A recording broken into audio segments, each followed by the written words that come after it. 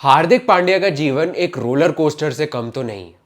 ये हमने देख लिया जब वो मुंबई इंडियंस के कप्तान बनते हैं, फिर आईपीएल में वो बू होते हैं, उनकी परफॉर्मेंस भी नहीं आती है और एक टाइम के बाद तो वो इंडिया की टी20 के कप्तान भी बन गए थे और आज देखो कि वो कप्तान भी नहीं। और इसके साथ इनकी पर्सनल लाइफ में इनके साथ इतनी चीज़ें चल रही, चाहे वो उनका डिवोर्स हो या फिर उनके लिंकअप्स हो। तो being Hardik Pandya is not easy. But क्या इन सारे हालातों का रीज़न हार्दिक पांड्या क्या खुद है? ये हम जानेंगे इस वीडियो में।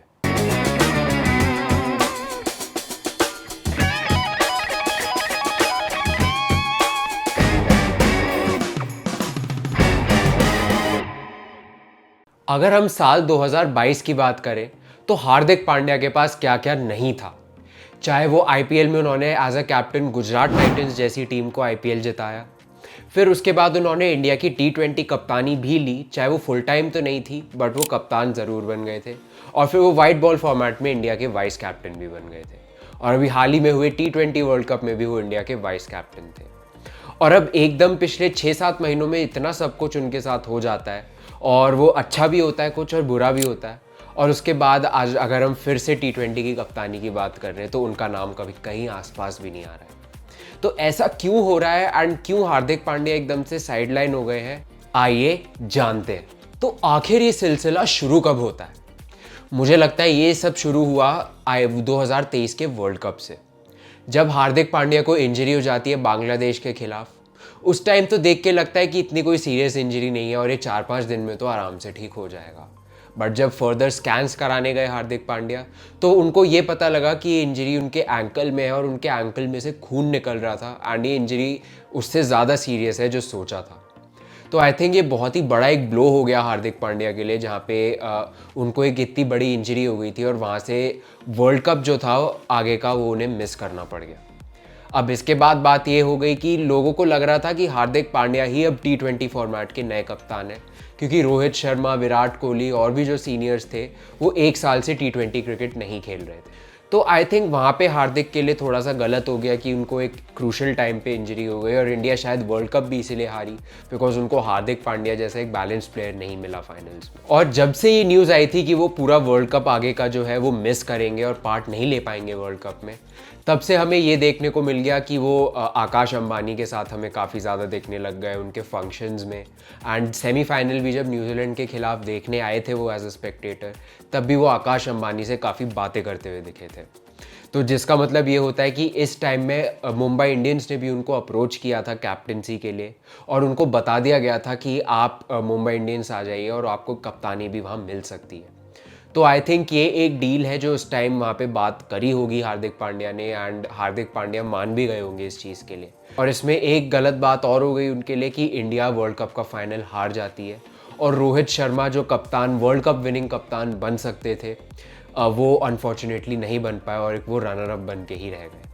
सबको ऐसा लगने लगा और एक रोहित शर्मा के लिए लोगों के अंदर सिंपैथी आई, जो मुझे लगता है कि एक तरीके से मतलब रोहित के लिए तो काफ़ी काम कर रही थी। और वर्ल्ड कप ख़त्म होने के करीबन एक हफ्ते बाद एक ऐसी न्यूज़ आ जाती है कि हार्दिक पांड्या मुंबई इंडियंस के लिए खेलने वाले हैं। तो आई थिंक इस मूव से मुंबई इंडियंस के फैंस भी बिल्कुल खुश नहीं थे कि हार्दिक क्यों आ गए हैं, बिकॉज वो 2-3 साल पहले टीम छोड़कर गए थे एंड अब फिर से उनको लाया जा रहा है। और फिर इसमें एक और बात तब हो गई जब दिसंबर में उनको कप्तान बना दिया जाता है रोहित के ऊपर।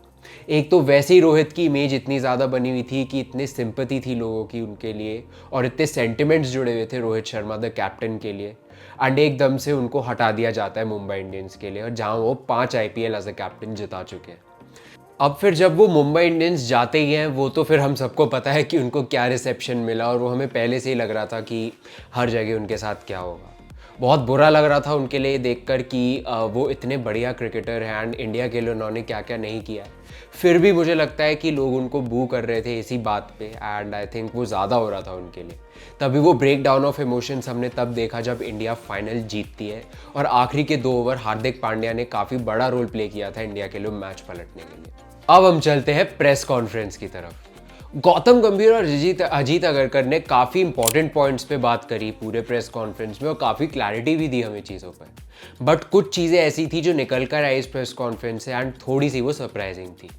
सबसे पहले तो ये उन्होंने स्काई की कैप्टनसी पे ये बोला कि स्काई ज़्यादा डिजर्विंग कैप्टन थे। अब इसका एग्जैक्ट मतलब क्या था वो तो मुझे भी समझ नहीं आया कि स्काई कैसे ज़्यादा डिजर्विंग थे। एंड हार्दिक पांड्या को एक तरीके से मुझे ऐसा लगा कि साइडलाइन करा जा रहा था। एंड जितने सवाल रिपोर्टर्स पूछ रहे थे एंड उस पर बात हो रही थी, तो ऐसा लग रहा था कि हार्दिक के सवाल से थोड़ा बहुत गौतम गंभीर या अजीत अगरकर इरिटेट हो रहे थे।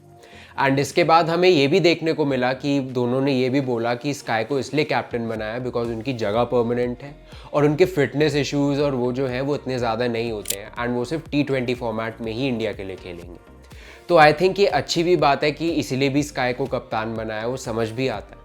But I think Hardik Pandya जो वर्ल्ड कप में आपके वाइस कैप्टन थे और उससे पहले वो इंडिया के कैप्टन रह भी चुके हैं T20 फॉर्मेट में, आई थिंक ये जो डिसीजन एकदम से था हार्दिक पांड्या पे थोड़ा हार्श हो गया। बिकॉज वो कैप्टन बने हुए थे इंडिया के एंड उसके बाद मुंबई इंडियंस में भी कप्तान, फिर वर्ल्ड कप में अभी वाइस कैप्टन, वहाँ से उनको हटा देना एकदम से एंड पिक्चर में बिल्कुल ना रखना, आई थिंक वो थोड़ा सा क्वेश्चनेबल है। और हमें एक और थोड़ी सी सरप्राइजिंग बात हमें ऐसी देखने को मिली इस प्रेस कॉन्फ्रेंस में, जहाँ पे अजीत अगरकर कह रहे थे कि ये डिसीजन स्काई को कैप्टन बनाने का बहुत पहले से था। अब इसका क्या मतलब होता है वो तो मुझे एकदम समझ नहीं आया बिकॉज अभी T20 वर्ल्ड कप में ही हार्दिक पांड्या आपके वाइस कैप्टन थे और उससे पहले ODI वर्ल्ड कप में भी हार्दिक पांड्या आपके वाइस कैप्टन चल रहे थे। तो अब मुझे ये समझ नहीं आ रहा कि हार्दिक पांड्या अगर आपके कैप्टनसी के स्कीम ऑफ थिंग्स में थे तो एकदम से उनको साइडलाइन क्यों कर दिया जाता है।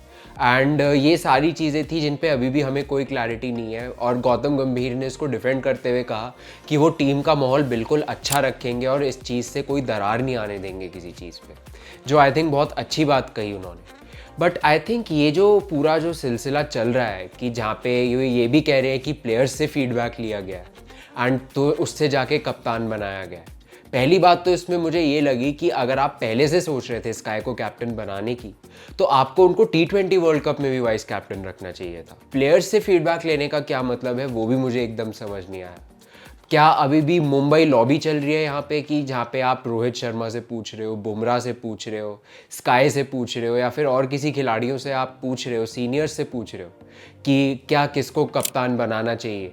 आई थिंक वो एक ऐसी चीज़ है आई थिंक यहाँ पे जो सही नहीं हुई है हार्दिक के साथ एंड ऐसा लग रहा है कि लोगों ने ऐसा वोट किया है कि स्काई को ही कप्तान बनाया गया है उनके ही टीम के अंदर। पर अगर अब हम इसकी एक फ्लिप साइड देखें तो उसमें मुझे ये लग रहा है कि क्या पता हार्दिक अपनी पर्सनल लाइफ के चलते ही उन्होंने मैनेजमेंट को या BCCI को कम्युनिकेट कर दिया हो कि वो कप्तानी अभी T20 फॉर्मेट में नहीं करना चाह रहे हैं। बिकॉज पर्सनल लाइफ में हम जानते हैं कि उनका अभी डिवोर्स हुआ है एंड उसके बाद उनके लिंकअप्स की काफ़ी ज़्यादा बात चल रही है, सोर्सेज में बात चल रही है कि अनन्या पांडे के साथ वो काफ़ी ज़्यादा इन्वॉल्व थे अनंत अंबानी की शादी में। तो आई थिंक ये ऐसे जो उन पे एलिगेशंस भी लग रहे हैं प्लस उसके बाद उनका जो पर्सनल लाइफ में डिवोर्स हुआ है, आई थिंक इसने भी थोड़ा बहुत पार्ट प्ले करा है इनकी इस सिचुएशन में आज। एंड आई थिंक कप्तानी हटाने के चक्कर में उन्होंने भी ये बोला होगा कि अभी वो इस मेंटल स्टेट में या फिर इस स्टेट ऑफ माइंड में नहीं है कि वो एक टीम को लीड कर सके। एंड हार्दिक जैसा परफॉर्म इंडिया के लिए हमेशा से करते आए without any injury and fitness के कंसर्न्स उनके हाँ ज़रूर रहे एंड उसी को चलते भी ये स्काई को कप्तानी का डिसीजन दिया गया।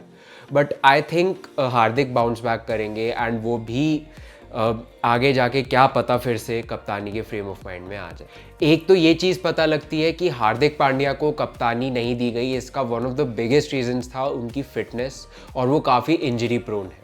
तो मैनेजमेंट ये चाहती थी कि Hardik Pandya as a player हमेशा से अवेलेबल रहे और उनका वर्कलोड ठीक से मैनेज करा जाए। एंड दूसरी तरफ हम देखें तो हार्दिक को ये भी बोला गया है कि ऑफ सीज़न में वो विजय हज़ारे ट्रॉफी भी खेलेंगे। एंड आई थिंक वो ऐसे डिसीजन दिए गए हैं कि जहाँ बोला गया है कि अगर हार्दिक विजय हज़ारे ट्रॉफी खेलते तो ही वो आगे वाइट बॉल क्रिकेट के लिए कंसिडर होंगे। एंड आई थिंक ऐसा लग रहा है कि हार्दिक पांड्या को इनसिक्योर फील कराया जा रहा है उनके इस डिसीजन के चलते। एंड आई थिंक अभी भी ऐसा लग रहा है कि उनकी जगह पक्की नहीं है इस टीम में एंड कुछ भी हो सकता है अगर सेलेक्टर्स का मन चाहे तो। चलिए आज के लिए बस इतना ही। अब आप हमें कमेंट करके ज़रूर बताइए कि क्या हार्दिक पांड्या ने अपना कप्तानी का करियर खुद ही अपनी पर्सनल लाइफ की वजह से डिस्ट्रॉय कर लिया या फिर इसमें एक्सटर्नल कोई हाथ है या फिर team management BCCI Mumbai Indians किसकी इसमें गलती है, ये आप हमें कमेंट करके ज़रूर बताइए। और अगर आपको वीडियो पसंद आया हो तो please like, comment, share and subscribe to my channel and keep watching the cricket show with Sid.